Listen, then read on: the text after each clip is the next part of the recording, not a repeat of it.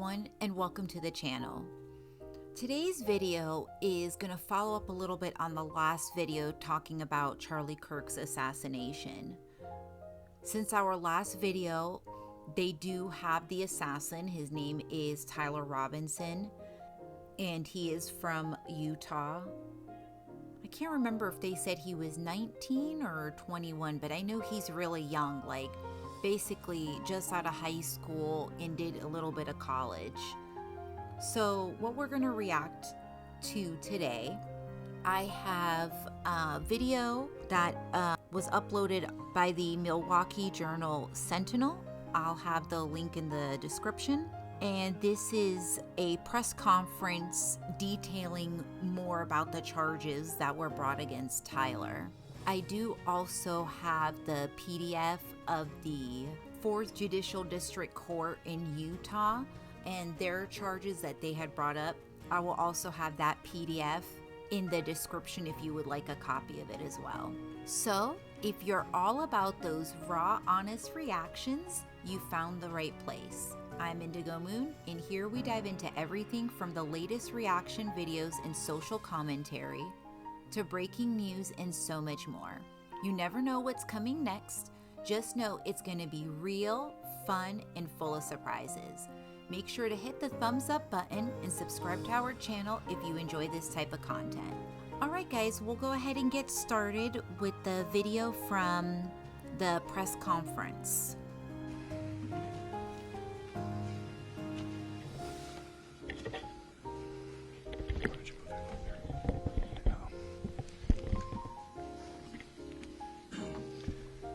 The murder of Charlie Kirk is an American tragedy. Charlie Kirk was murdered while engaging in one of our most sacred and cherished American rights, the bedrock of our democratic republic, the free exchange of ideas in a search for truth, understanding, and a more perfect union. It is also an offense against the state and to the peace and enjoyment of the people of Utah and of all those who visit here. But Charlie Kirk's murder also strikes a more personal and intimate chord. Charlie Kirk was first and foremost a husband and a father to two beautiful young children. He was a son, he was a brother, and a friend. Like all murders, the senseless and needless taking of Charlie Kirk's life has shattered the lives of those he loved and those who loved him.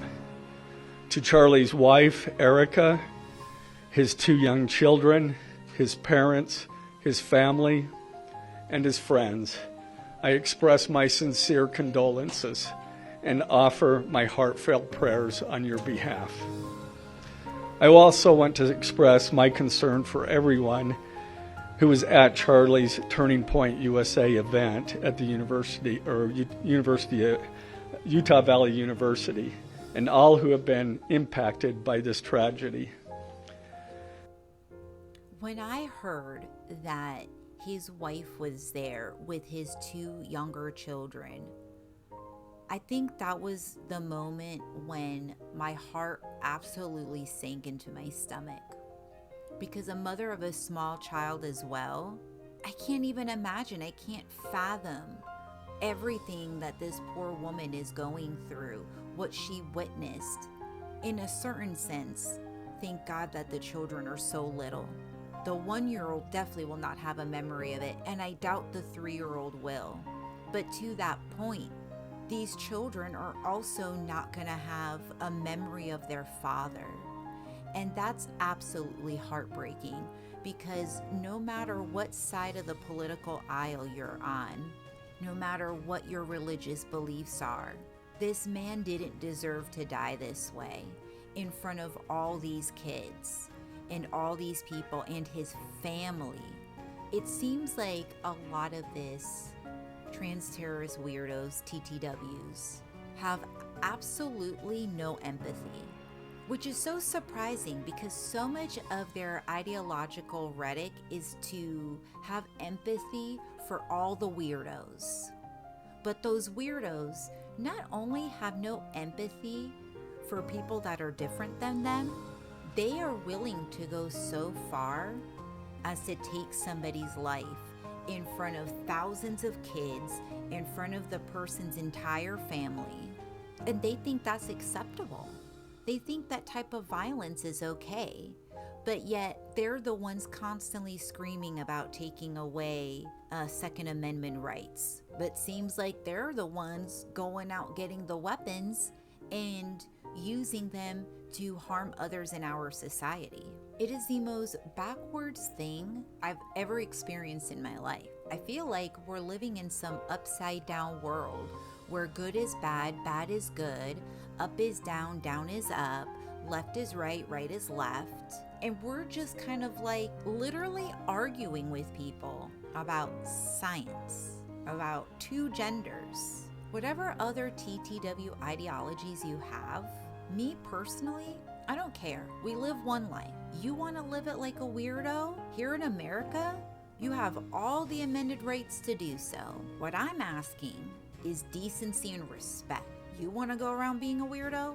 Fine. But don't go around hurting people, harming people, pushing your ideologies on people. They're worse than the Jehovah's Witness when they used to come banging on our doors every week, right? Or who else does that? The Seventh-day Adventists, the Mormons, I think they do. Oh yeah, they do it too for sure, because I had a run-in with a couple of cute little Mormon boys a few months ago. So, but even with them, right? When they approach you, for the most part, I've had some feisty ones, but for the most part, they're always very respectful. They just want to have this dialogue, try to pull you in, right? And most of the time, if you just ask them to leave you the fuck alone, they will. But these TTWs take that to the next level. If you don't listen, if you don't comply, if you don't believe what they believe, then you don't deserve to be alive. That sounds more fascist than anything I've ever heard conservatives say. That's crazy. All right, well, I went a little bit on a rant about that. I want to kind of reel myself back in. I also feel an incredible sadness for all the students that were at the university that day that witnessed this. When I was in college, someone called in a bomb threat. I was on campus at the time. And I remember the feeling of terror when the police came in and dragged us all out of the library. And then we were like sitting ducks. They kind of threw us all out onto the open field of campus and told us we weren't allowed to leave campus, but we needed to go find somewhere to go hide or to be protected. We were inside the library. And they just pushed us out into the open field. It was insane. And I remember how scared I was, thinking, oh my God, something's gonna happen. Is there an active shooter? They said someone called in with a bomb threat. Are they gonna blow up the school? Where are they blowing up the school? Am I right on it? You know, it was absolutely terrible. And I called my boyfriend at the time to tell him what was happening. And I called my mom at the time to let her know too, and low-key say goodbye to people because I wasn't sure if I was gonna come home. It was so incredibly scary. So for these kids to go through something like this, I completely empathize with them, because to feel that kind of terror and panic in the midst of all this chaos, it's absolutely just terrifying. It's something that lives with you forever. I have never been fully able to feel comfortable in large public spaces because of that incident, and the way that the world has been and going, and how much more and more dangerous it is to even go outside of your house to go shopping at the grocery store, taking your kids to school. It's worse than what it was when I was in school. As county attorney, I am charged with bringing justice to those who offend our laws. I am charged with bringing justice for those who are harmed. I am charged with bringing justice for Charlie Kirk. I am committed to these aims. I take this responsibility seriously. Today, after reviewing the evidence that law enforcement has collected thus far, I am filing a criminal information charging Tyler James Robinson, age 22, with the following crimes: Count 1, aggravated murder, a capital offense, for intentionally or knowingly causing the death of Charlie Kirk under circumstances that created a great risk of death to others. Count 2, felony discharge of a firearm causing serious bodily injury, a first-degree felony. The state is further alleging aggravating factors on counts 1 and 2 because the defendant is believed to have targeted Charlie Kirk based on Charlie Kirk's political expression and did so knowing that children were present and would witness the homicide.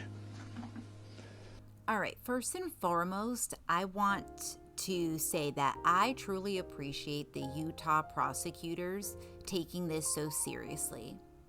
I worry in more liberal or progressive states that they wouldn't have brought on anywhere near these kind of charges, if any, to be honest. Some places like California just might have let the federal government handle it. I don't know. I'm not a lawyer, so I don't really know how that works, but I did think it was interesting though. One of the last charges he brought up was like aggravated use of a firearm in front of children. I have never heard of that charge before. Like I said, I'm not a lawyer. I don't have a legal background. YouTube lawyer, quote unquote, in the sense that I've watched many years of court cam videos and police cam. So I've heard a lot of the terminologies, a lot of the titles for charges and things like that. And this one I have never heard of before. I guess to be fair, a charge like this most likely would have been brought up in like a school shooting. And unfortunately, those perpetrators endgamed. So that could also be said if there was like a DV situation and there was a weapon involved and children were there, right?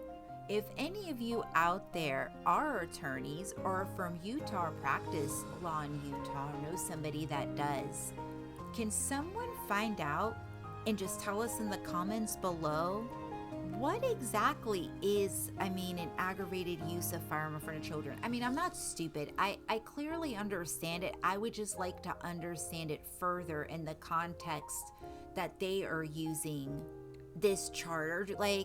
I would just like to know more in the context of this case, why that specific charge was brought upon him and the whys and hows about how that works.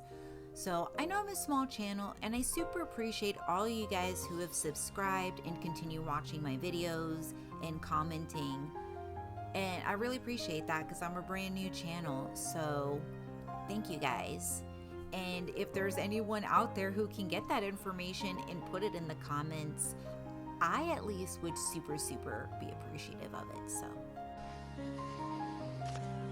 The state is also charging defendant with count 3, obstruction of justice, a second-degree felony for moving and concealing the rifle used in the shooting. Count 4, obstruction of justice, a second-degree felony for disposing the clothing he wore during the shooting. Count 5, witness tampering, a third-degree felony for directing his roommate to delete his incriminating texts. Count 6, witness tampering, a third-degree felony for directing his roommate to stay silent if police questioned him. And count 7, commission of a violent offense in the presence of a child, a Class A misdemeanor, for committing homicide knowing that children were present and may have seen or heard the murder and did so based on Charlie Kirk's political expression. Well, I certainly had jumped ahead. I should have listened through to the rest of the charges. I think that they should bring charges brought up against his roommate, boyfriend, whatever they want to call him, right? Because he certainly did delete those texts, so he was helping him to cover this up. And I'm also glad that the state is looking for the death penalty, because we need to make a strong point here to Americans, to people all over the world watching this, to our enemies around the world who are watching this, that we will clearly not stand for that type of inviolence in this country, and that no one deserves to die for their freedom of speech and religion. Those are some of the most important rights that we have as American citizens. And for this TTW to be so selfish and so ignorant, and to go that far that he was willing to this person's life in front of thousands of people, in front of his family and young children. Yeah, I don't think you deserve to live. I know this is going to be like twisted and dark, but let me know in the comments below if that was something that they were willing to broadcast on TV, right? Like watching them execute him. Is that something you would be willing to watch? Maybe to a point? I mean, obviously on cable they can't play like something like that, right? But if you saw it on stream, would you watch it? Would you pay to watch it? Like if it was like a paid service and they had access to it? I'm just curious. Also, following the press conference, I am filing a notice of intent to seek the death penalty. I do not take this decision lightly, and it is a decision I have made independently as county attorney, based solely on the available evidence and circumstances and nature of the crime. Because we are seeking the death penalty, the defendant will continue to be held without bail in the Utah County Jail. What a dumbass. Like, I'm sorry I had to pause again just to say this. What an idiot. You must have picked the worst state to do something like this. They brought like 6 of these charges. One's a capital murder, a ton of felonies. They're gonna go seek the death penalty. Most likely gonna get it, it looks like. Like, this was worth your life, kid? You're 22 years old. This was worth throwing your life away. This is why that TTW ideology is so dangerous. I have family members that are full sucked and wrapped into it too. And it absolutely worries me. Look at this kid, right? He came from a conservative family, got through high school, was going to community college, and then look what happened. Even in community college, he met this weird TTW gay guy, and he groomed him in this TTW ideology. And now look, the kid commits a murder off of some BS ideology. And when we go through the charging documents, it shows like the text messages between him and his roommate boyfriend. And in my opinion, not only was he not seemingly shocked, or I would be absolutely shocked if my husband did something like this, right? I can't even come up with the words to describe what the adjective would be if somebody I knew told me they had done something like that, right? But he showed no emotion, was super willing to help him cover it up. I don't know. I think there's something real fishy with that roommate boyfriend of his, and I think people should really do some digging on this person, because I think there's a real dark history there. And he was certainly, if he's not groomed other people before, in my opinion, I feel like that's what he was doing. He was grooming this young man in the TTW ideology, and then it went this far. Turning to the 10-page information, these are the allegations. On September 10th, 2025, at approximately 12:23 p.m., Charlie Kirk was shot and killed while speaking to a large crowd on the campus of Utah Valley University in Orem, Utah. Police found the suspected murder weapon, a bolt-action .30-06 rifle nearby.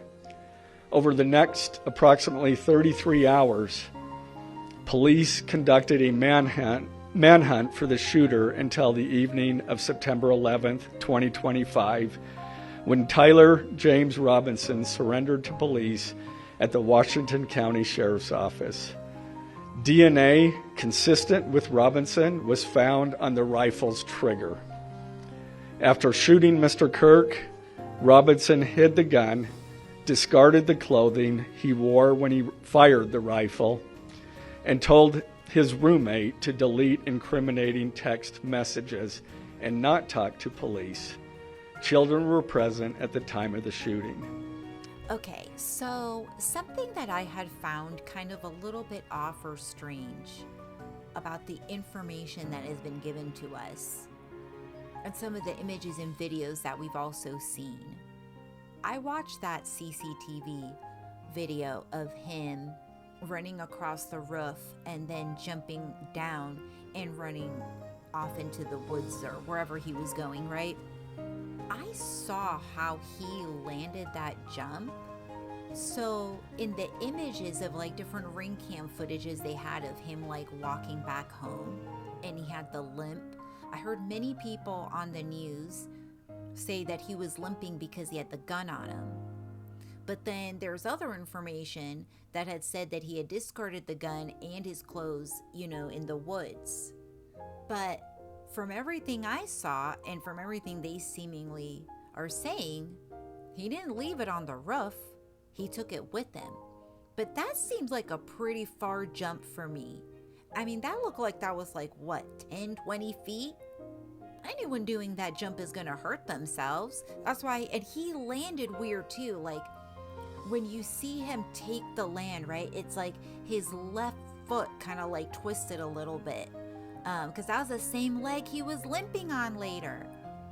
And so, I mean, I suppose he could have jumped with it, but I don't know. It just seems so weird. So I just wanted to mention that one point. I don't know if that was weird for anybody else too, or maybe somebody has a better explanation about that. So you guys want to talk about that in the comments down below? I'm totally cool with it. I'm open for this discussion for sure. But see, here, the prosecutor here also mentioned those text messages and telling him to delete them. So I don't know. I think his boyfriend, roommate, whatever, is somehow has influenced him. Because I know he had like that Discord group, and supposedly there's 20 plus people from that Discord group that they had brought charges up against, but I haven't really heard that on the mainstream media yet, so I'm not really like covering that topic or saying that that's true or not. If they are rounding up people and bringing on additional charges for helping Tyler, then his boyfriend definitely should be on that list of people. The shooting. Turning Point USA, a nonprofit organization founded in 2012 by Charlie Kirk, organized a public outdoor event to be held at noon on September 10th, 2025 at UVU. The event was the first in a series of similar events to be held at college campuses nationwide. Mr. Kirk is a well-known conservative activist famous for these type of events, where he discusses various political issues and debates with audience members. His events and comments have garnered a significant number of supporters and drawn the ire of many who disagree with his political views. The event at UVU was announced far in advance and garnered significant publicity and interest. Consequently, several hundred people attended. Mr. Kirk was interacting with a crowd before the event officially got underway. Then, at approximately noon, Mr. Kirk seated himself under a portable canopy behind a table and microphone. He began speaking to the crowd and fielding questions from attendees, a format Mr. Kirk commonly used at his events. Mr. Kirk allowed his questioners to approach a microphone positioned directly in front of him. Mr. Kirk's team members were very close to him on his right and left, as well as some behind his canopy and others at various close locations near him. The large crowd surrounded Mr. Kirk on three sides. Temporary metal fencing separated attendees from Mr. Kirk by only a matter of feet. Directly above and behind Mr. Kirk was the UVU Hall of Flags, an indoor walkway spanning several hundred feet with floor-to-ceiling glass windows which overlooked the plaza where Mr. Kirk was seated. People were in the walkway at the time of the shooting. Approximately 15 minutes into the event, Mr. Kirk was answering a question about mass shootings by transgender individuals when a gunshot rang out. The bullet struck Mr. Kirk in the neck. He slumped to the ground almost immediately. The bullet's trajectory passed closely to several other individuals beside Mr. Kirk, including the questioner who was standing directly in front of Mr. Kirk.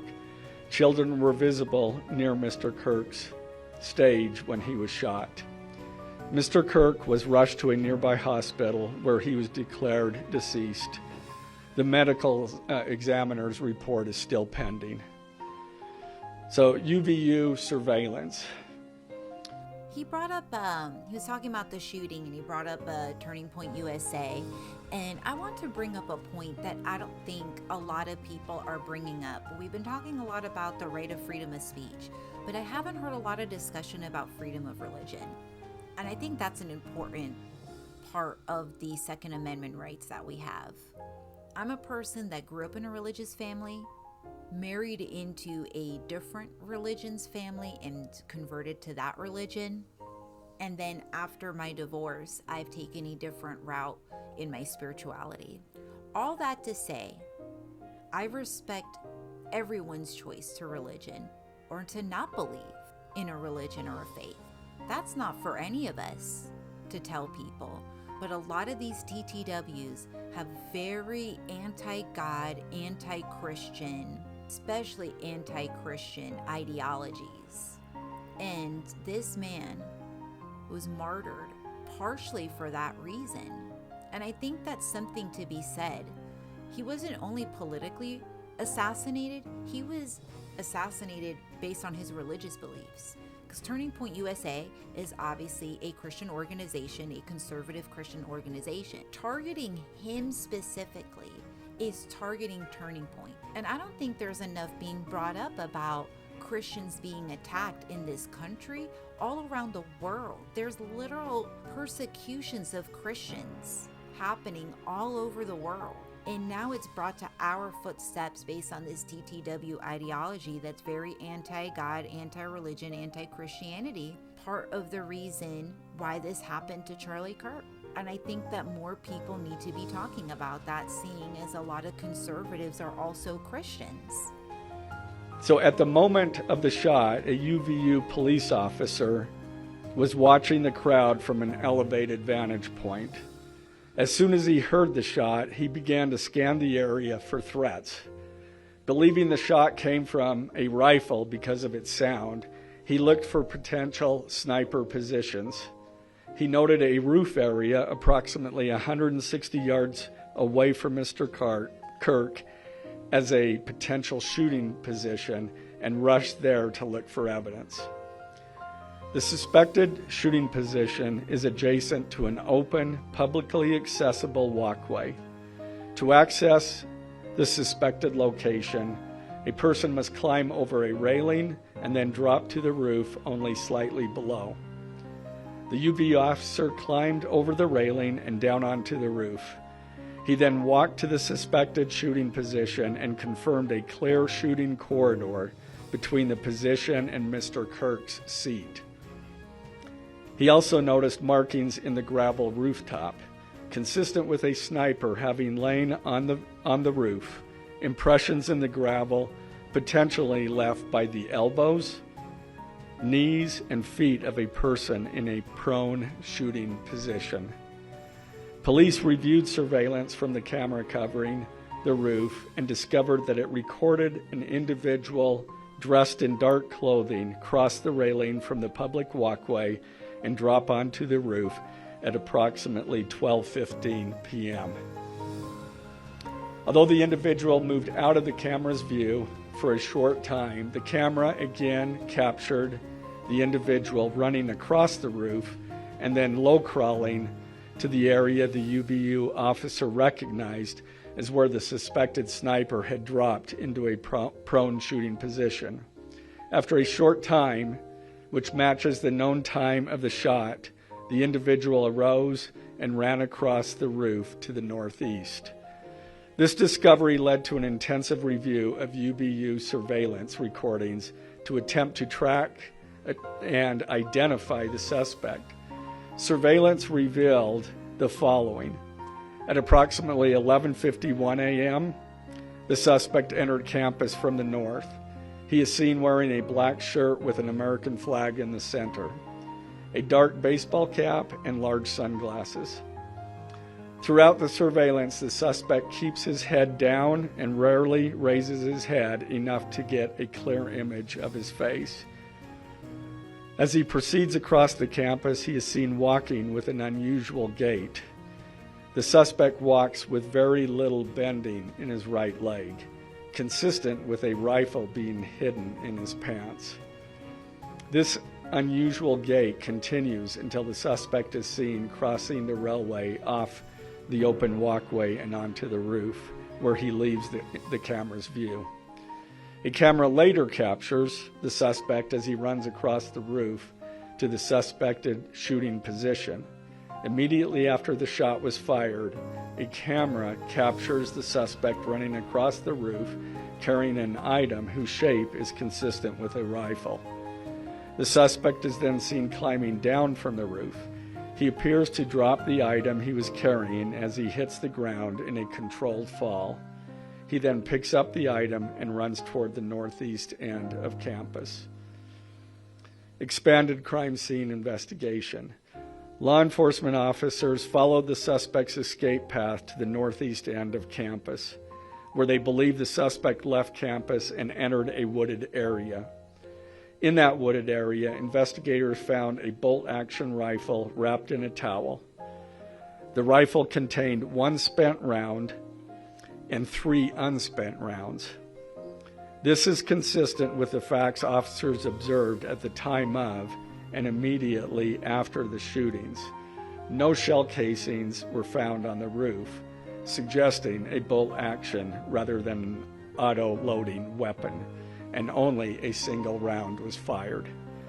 Each round in the rifle contained an etched inscription as follows. The fired cartridge was etched, "No Tice's bulge, OWO, what's this?" The second cartridge that was again not spent, the last 3 were not spent, were not fired. The second, "Hey fascist, catch," with arrow symbols. The third cartridge, "Oh Bella Chow, Bella Chow, Bella Chow, Chow Chow." The fourth cartridge, "If you read this, you are gay, LMAO." The rifle, ammunition rounds, and towel were sent for forensic processing. DNA consistent with defendant was found on the trigger, other parts of the rifle, the fired cartridge casing, 2 of the 3 unfired cartridges, and the towel. Law enforcement was unable to immediately locate the shooter, so they published photos of the shooter from the UVU surveillance cameras and asked for the public's help to identify him. Meanwhile, law enforcement continued to try to identify the shooter through other means. The Washington County investigation. On the evening of September 11th, 2025, as law enforcement continued their investigation, Tyler James Robinson went to the Washington County Sheriff's Office with his parents and a family friend to turn himself in. Robinson's mother stated that the following to police. On September 11, 2025, the day after the shooting, Robinson's mother saw the photo of the shooter in the news and thought the shooter looked like her son. Robinson's mother called her son and asked him where he was. He said he was at home sick and that he had also been at home homesick on September 10th. Robinson's mother expressed concern to her husband that the suspect shooter looked like Robinson. Robinson's father agreed. Robinson's mother explained that over the last year or so, Robinson had become more political and had started to lean more to the left, becoming more pro-gay and trans rights oriented. She stated that Robinson began to date his roommate, a biological male who was transitioning genders. This resulted in several discussions with family members, but especially between Robinson and his father, who have very different political views. In one conversation before the shooting, Robinson mentioned that Charlie Kirk would be holding an event at UVU, which Robinson said was a stupid venue for the event. Robinson accused Kirk of spreading hate.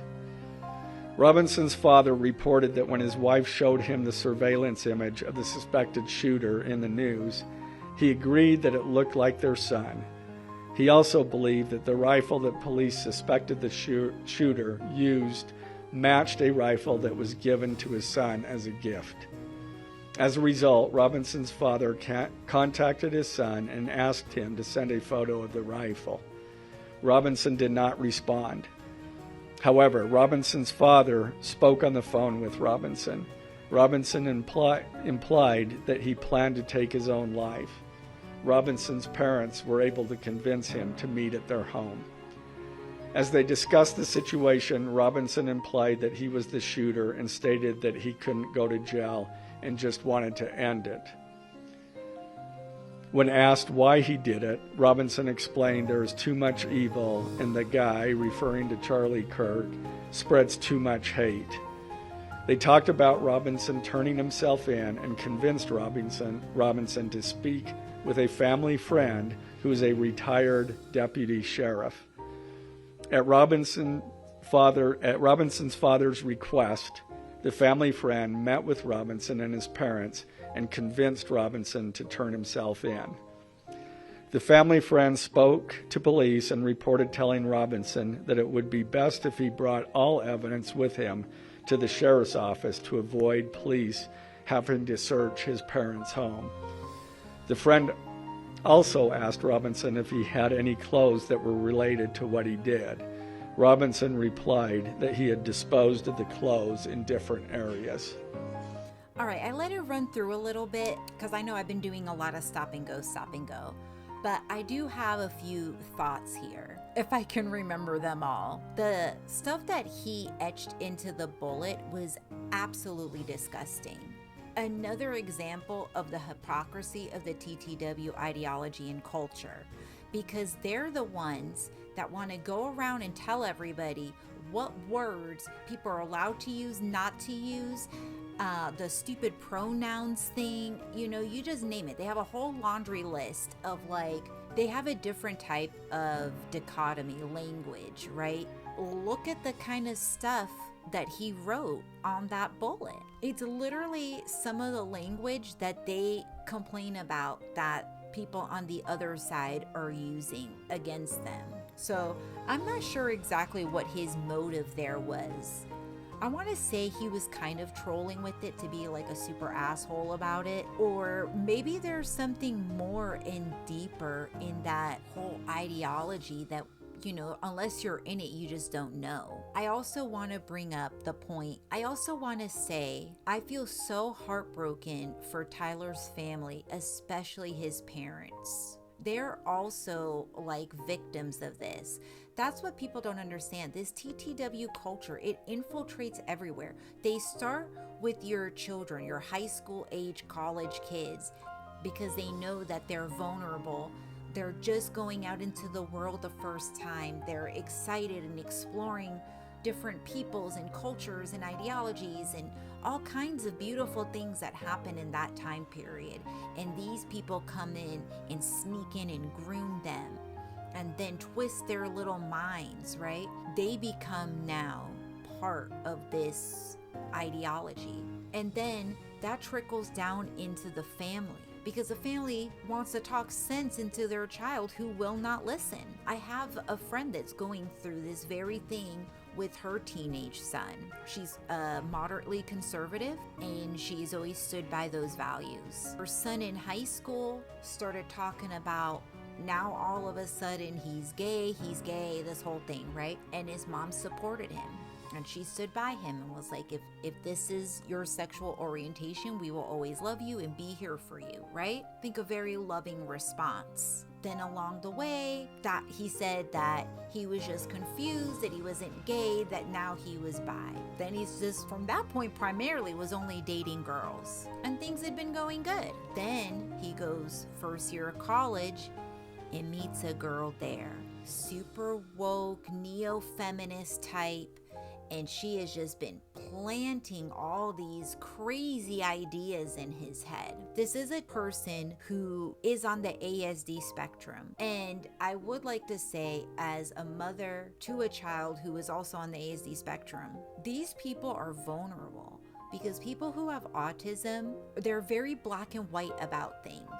There's really no gray area with them. If you know, you know. If you love an autism person, you know. Especially children, they really draw that line. A lot of people I know who have that are older and adults, you know, they've learned to kind of form a gray area, or at the very least understand why others would be in that gray area, right? Kids don't really have that capacity yet, depending on the age. So I want to make that point too, because her son, being also a person of ASD, is vulnerable to this type of brainwashing. Her son comes home. He'd only been gone for, a month? And he's already spewing all kinds of nonsense to his mom. And it all came from this girl. And poor Tyler's parents. You do the best you can as a parent. You raise your children with your morals and values. And then you send them out into the world hoping that the things that you taught them stuck and that the outside world doesn't rot them. And this poor child, in such a short period of time, this poor kid in just a few years, so brainwashed he would commit this type of act. Now, guys, we need to do something about this because these people are dangerous. And I don't think that we're talking enough about how dangerous this ideology is, how it tears families apart, takes people's lives on both sides. And there's some people in the background making billions of dollars off of this shit. That's the most fucked up part about all of it. The roommate. Police interviewed Robinson's roommate, a biological male who was involved in a romantic relationship with Robinson. The roommate told police that the roommate received messages from Robinson about the shooting, and he did provide those messages to police.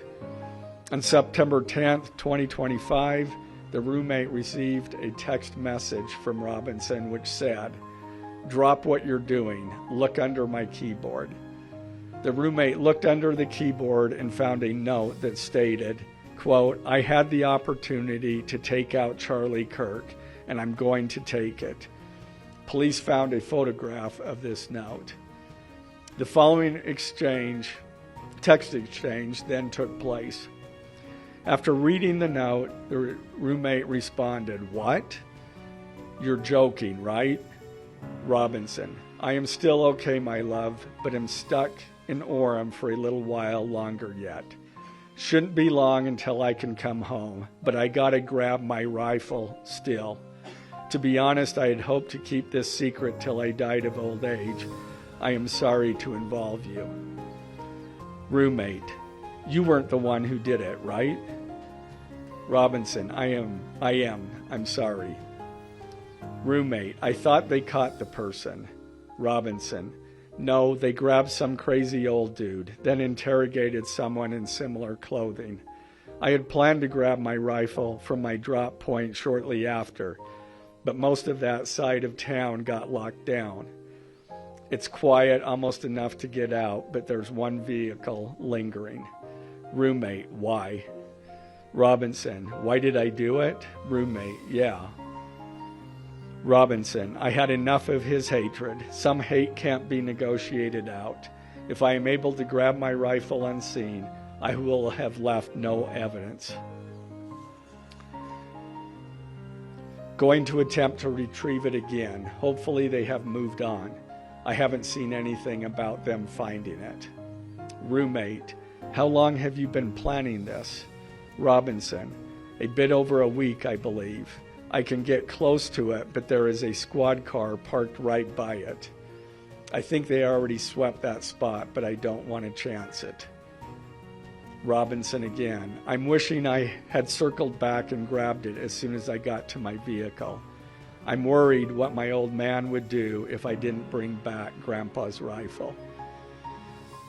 IDEK if it's had a serial number, but it wouldn't trace to me.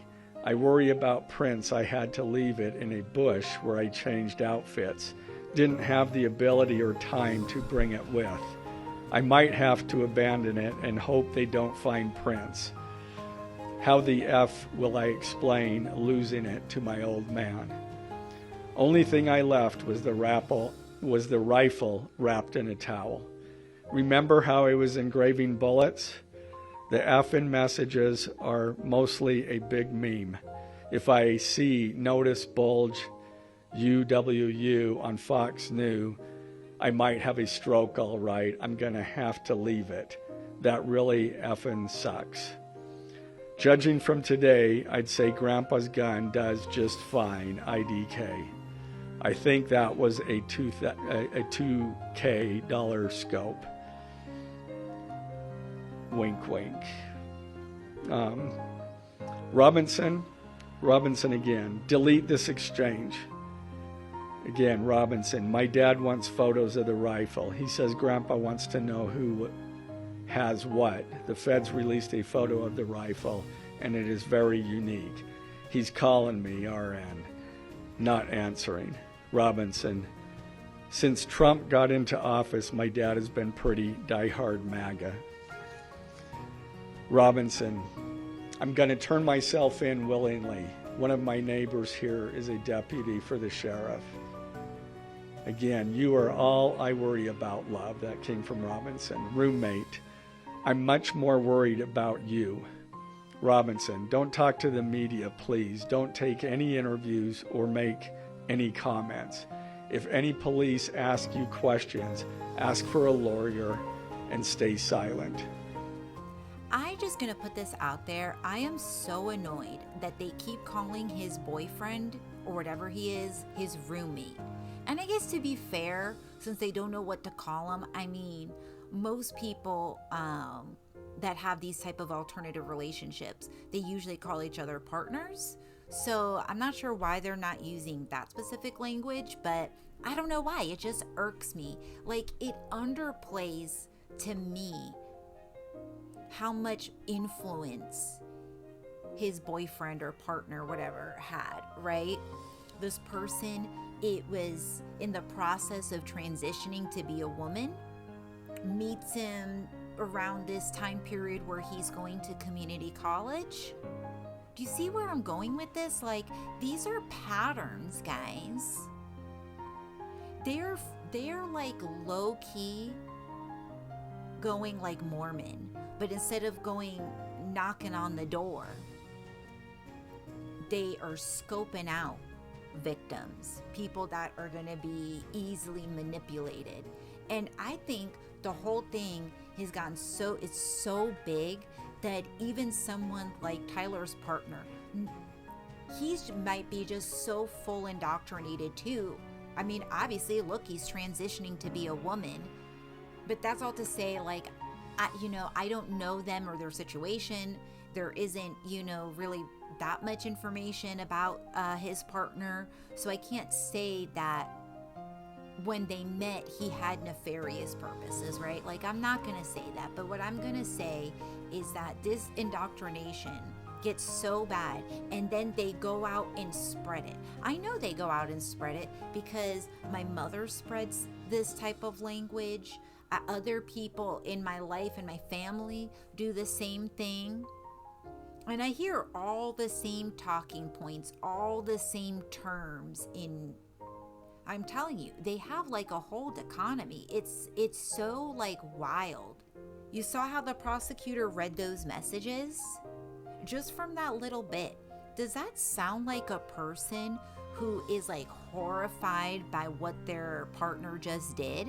It shows you how far gone Tyler is, because the whole time he's basically talking about how, you know, Charlie Kirk spreads all this trans hate and he's not going to stand for that for his partner, and he's so worried about his partner. It's like he's obsessed with this person, and possibly a motive could be, my theory is, that person, whether he knew that or not. To me, I think the boyfriend is way more involved than he's acting. But giving him the benefit of the doubt with the evidence that has been presented to the public, let's say he didn't know anything, right? This didn't sound like a man that thought what his boyfriend just did was a bad thing. Sounded like he was worried about his partner in the context of, you know, getting caught for having committed the crime, but that's it. That's how sick that this ideology twists the mind. It's absolutely devastating.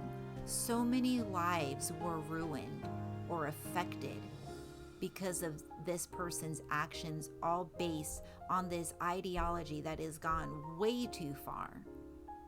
And I think the government really needs to be looking into these people. I call them TTWs for a reason. That second T, that's how we got to be treating this, and start really looking into it like the same way they look into other organizations like BLM or just other extreme groups. The search for Robinson's residence. Police executed a search warrant on Robinson's residence. During that search, police discovered a shell casing with etchings like the etchings found on the shells in the rifle near UVU. Police also found several target boards with bullet holes in Robinson's home. Now, as I stated in the beginning when I read those allegations, these are allegations. And like the evidence set forth in this statement, those allegations, what you've heard from the media, even from state and federal officials, has not been tested in the crucible of a jury trial. I understand the public's desire to know the facts. My own family members have pressed me for information. Why are we reluctant to share the details of the investigation itself and comment on the case? Because I want to ensure a fair and impartial trial. I became a prosecutor because of my love for the ideals of this great country and the principles embedded in our Constitution.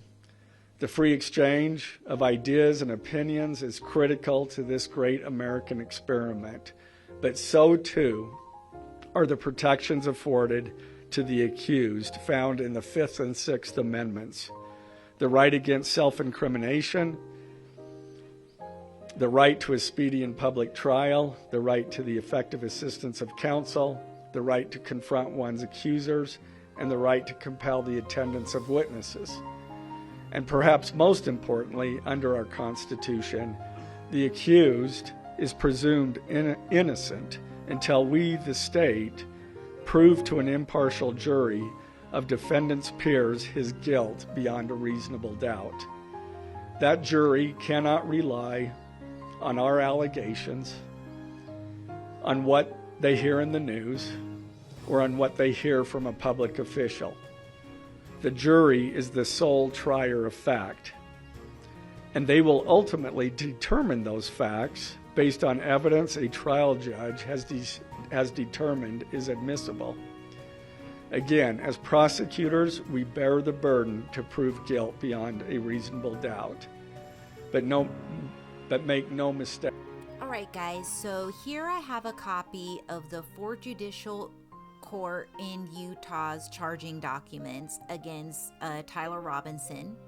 The state of Utah is bringing up charges against the defendant, and here are the counts. So count 1 is aggravated murder, which is a capital felony. The defendant intentionally or knowingly caused the death of Charlie Kirk under the following circumstances.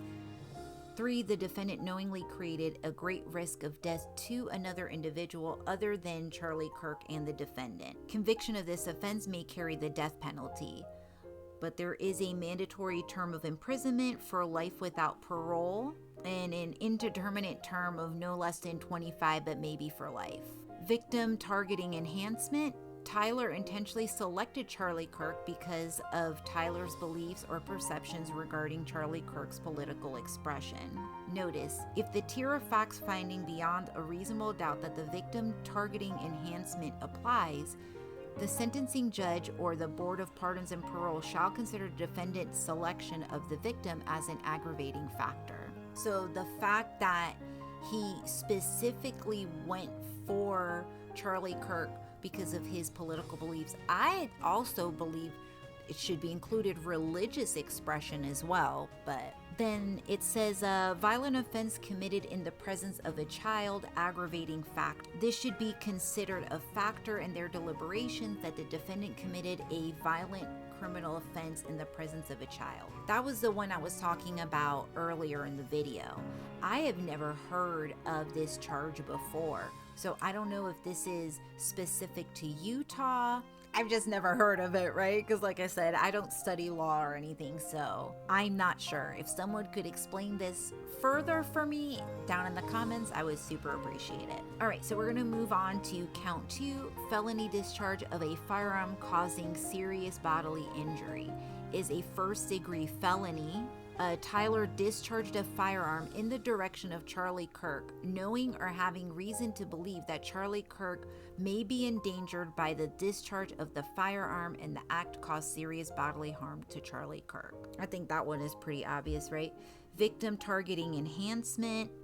So Tyler's intention in selecting Charlie because of his political expression. Again, I think religious should be added into it. And then notice, if the tiers of facts find beyond a reasonable doubt that the victim targeting enhancement applies, then that would be considered an aggravating factor. Violent offense committed in the presence of a child. That's kind of all the same thing too. Okay, count 3 is obstruction of justice, which is a second-degree felony. Tyler, who intended to hinder, delay, or prevent the investigation, apprehension, prosecution, conviction, or punishment of any person regarding conduct that constitutes a criminal offense, concealed or removed the firearm used to shoot Charlie Kirk, and the conduct that constitutes an offense would be a capital felony or first-degree felony.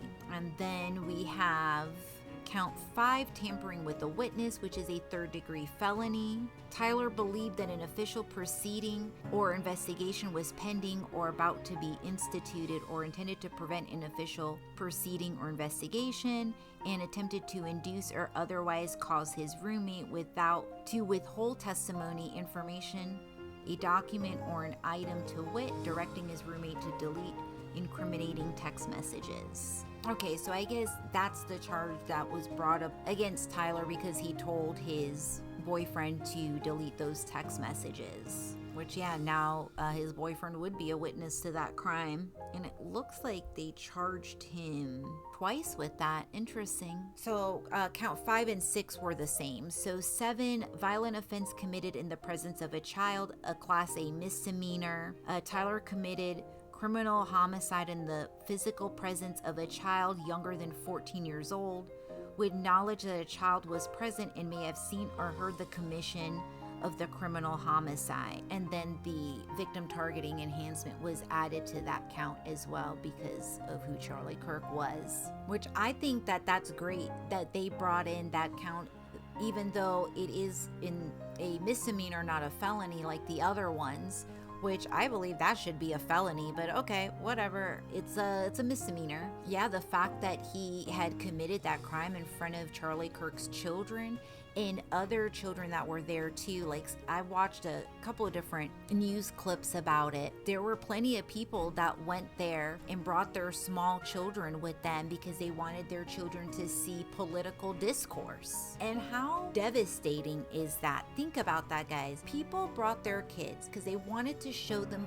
what political discourse looks like when two people of opposite sides are speaking. And now, of course, people go to Charlie Kirk stuff. They know that liberals are very easily aggravated, especially the TTWs within them. But it's still a good lesson in teaching your children. Look at the difference between how these two people are behaving when they're speaking. I mean, I think it's a wonderful teaching lesson. Then this awful event happens. So now what have we taught our children? That when two people can't get along, that it's okay to take their life? No, that's not what we want to teach our kids. We need to make Tyler an example to our children that America will not stand for people who violate our rights, even if it's our own Americans doing it. Absolutely not. That's even worse. So there's a probable cause statement on September 10, 2025 at approximately 12:23 p.m. Charlie Kirk was shot and killed while speaking to a large crowd on the campus of Utah Valley University, UVU, in Orem, Utah. Counts 1 and 2. Police found that the suspected murder weapon, a bolt-action .30-06 rifle nearby. Over the next approximately 33 hours, police conducted a manhunt for the shooter until the evening of September 11th, when Mr. Robinson surrendered to police at the Washington County Sheriff's Office. DNA consistent with Robinson was found on the rifle's trigger. After shooting Mr. Kirk, Robinson hid the gun, that's count 3, discarded the clothing he wore when he fired the rifle, count 4, and told his lover roommate to delete incriminating text messages, count 5, and not talk to police, count 6. Children were present at the time of the shooting, count 7. Okay, I get it now, so I see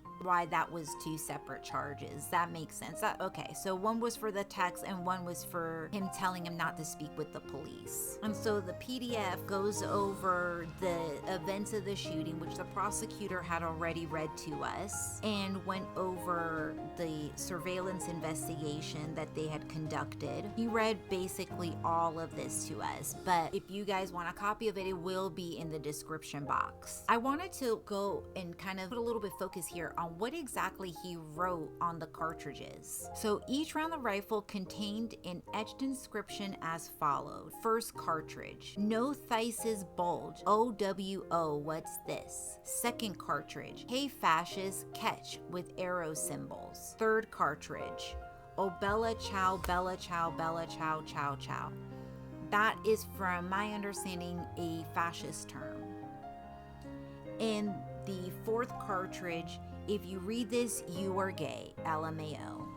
The phrase like, oh Bella Chow, right? It translates to goodbye beautiful or hello beautiful. And it was originally a song about the harsh conditions of labor in rice fields.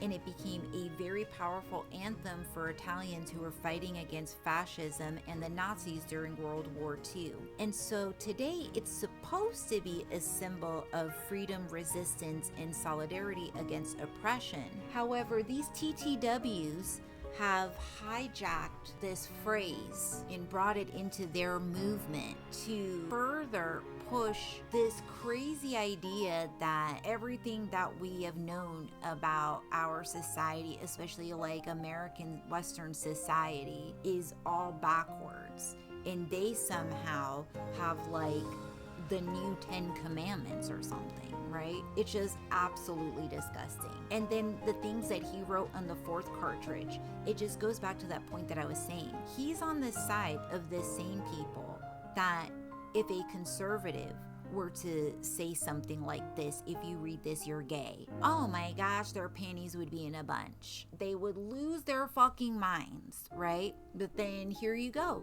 He's using it in the same kind of way other people would have been using it possibly. So it just shows like it just so, they're such hypocrites. That's why I can't stand people like that. Complete hypocrites. All right, so then they go through the county investigation and they talk about how they interviewed his mom, and she had said over the last year her son had become more political and had been leaning more left, specifically being pro-gay and trans rights. She said that this began when he started dating his roommate, who is in the middle of transitioning, and that they have had several discussions with him and other family members about their different political viewpoints. In one of those conversations, Tyler had brought up that Charlie Kirk was going to be at UVU and that it was a stupid venue, and that he hated him because Kirk spreads hate. That right there is an example of what is happening at tens of thousands, maybe hundreds of thousands of dinner tables all around the US. I don't even talk about the globe, but let's just focus us here in the US, right? It's just so heartbreaking. A lot of this seems to start that way. A lot of this TTW weirdness starts this way. I have seen it with my own eyes. I've seen people go through this. They leave home, they start to meet people out in the world, and then they get targeted for being, honestly, for being so naive and for having kind of an open heart like that. I've met a lot of liberals, and though misguided, these are people with super big hearts. And these TTWs have invaded that political aisle knowing that these people are just so big-hearted and stupid. And, you know, this is where we got to today with it. They infiltrated a political party with their weird ideologies. Now have like blend into it so much that now people refer to Democrats as these Looney Tune liberals. And they've kind of let it happen. And that's the problem too. It would never have happened on the conservative side. But even on that side, like they never drew a line, you know? And now it's just gotten so out of hand. And so this kid was brainwashed by, you know, all this nonsense to the point that he would commit such a horrible act. I mean, it's just heartbreaking because so many people are losing their children, their younger family members to this kind of nonsense. And nobody wants it to ever get to this point where somebody's lost their life and another one has completely ruined his before it even really got started. And so they also talk about how his dad had seen the surveillance image and they saw the rifle, and he believed that that was the same rifle that his son was gifted. And then when he tried to talk to his son about it, he wouldn't respond to the messages, which we know more about through those text messages. So after that, you know, his dad contacted him and finally got him to one form or another, I guess, fess up to it. And though he threatened to endgame himself, he didn't, and they took him into the police office. All right, guys, so I want to go over here the stuff about his boyfriend, which they have identified as his roommate, who is a biological male, and they are dating. On September 10, 2025, his boyfriend received a text message saying, "Drop what you are doing, look under my keyboard." The boyfriend looked under the keyboard and found a note that stated, "I had the opportunity to take out Charlie Kirk, and I'm going to take it." Police found a photo of the note, and then they had this text message exchange that follows. And I would like for everybody to pay attention on how this exchange went down for this purpose. Look at the tone of the conversation. So after reading the note, his boyfriend responded with, "What? You're joking, right?" You see what I mean? You don't put 20 question marks if it's not meant to be read like that. He's not saying it in like, oh my God, I'm like disgustingly shocked by what you just did. He's like, oh my God, I'm shocked and excited and giddy about what you just, in my opinion, just reading it. Robinson says, I am still okay, my love, but stuck in Orem for a little while longer yet. Shouldn't be long until I come home, but I gotta grab my rifle still. To be honest, I'd hope to keep this secret till I died of old age. I'm sorry to involve you. I mean, look at that right there. This doesn't sound like a person who was ready to endgame. This whole, he's gonna endgame himself, he was gonna endgame himself. No, there is nothing in here in his language about that. In fact, he's saying that he's perfectly fine with living with this for his entire life. He was planning to live till an old man. He literally says that. So then his boyfriend said, you weren't the one who did it, right? I am, I'm sorry. I thought they caught the person. Tyler said, no, they grabbed some crazy old dude. They interrogated someone in similar clothing. I had planned to grab my rifle from my drop point shortly after, but most of that side of town got locked down. It's quiet, almost enough to get out, but there's one vehicle lingering. Why? Why did I do it? Yeah, I had enough of his hatred. Some hate can't be negotiated out. If I am able to grab my rifle unseen, I will have left no evidence. Going to attempt to retrieve it again. Hopefully they had moved on. I haven't seen anything about them finding it. So right there shows like just their communication style. Again, at no point does his boyfriend seem like he has any negative thoughts or feelings about what he had just done. In my opinion, he seems pretty neutral. And then Tyler, is going on and on here. But the fact that he states here that he did that because Charlie Kirk is such a hateful person is just proof of how far this TTW ideology goes. That it is perfectly okay to kill somebody, murder them, because they don't agree with your lunacy.